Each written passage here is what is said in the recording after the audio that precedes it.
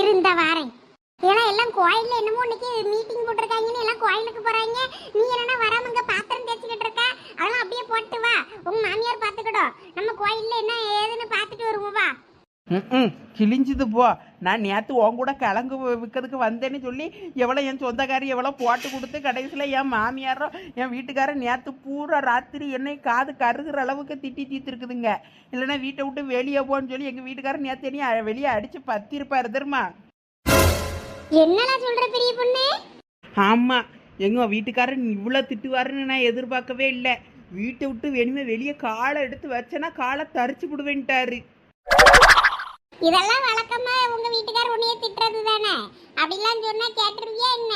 ஒரு 4 நாளைக்கு அது ஃபாலோ பண்ற மாதிரி பாவலா பண்ணுவேன்.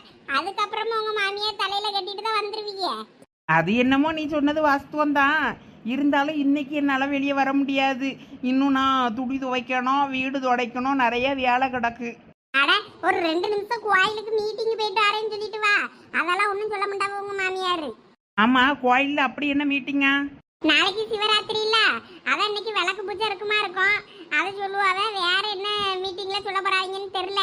எல்லாரையும் கூப்பிட்டுருக்காங்களாம். என்னன்னு பார்த்துட்டு வருவோம். எங்க வீட்டுக்காரரு எல்லாம் போயிருக்காவ. ஓ, எங்கள் வீட்டுக்காரர் அங்கே தான் போனாரோ? அவங்க வீட்டுக்காரர் தான் ஃபோன் பண்ணாருன்னு போனாவே. அப்போ உங்க வீட்டுக்காரர் என் வீட்டுக்காரர் எல்லாம் தான் பேருப்பாவலா இருக்கும். ஆம்பளை ஆளுவ மீட்டிங், பொம்பளை ஆளுவ மீட்டிங் அந்த பக்கம் போகாது போல இருக்கு. அதான் ஒரு 2 பேர் பார்த்துட்டு வருவோம்னு உடனே கூப்பிட்டேன்.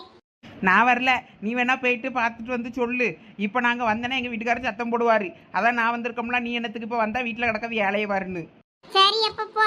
மீட்டிங் முடியறதுக்குள்ள போய் என்ன ஏதுன்னு போய் பார்த்துட்டு வரேன். அங்க போனாதான் நமக்கு விஷயம் தெரியும். இல்லாட்டினா நம்ம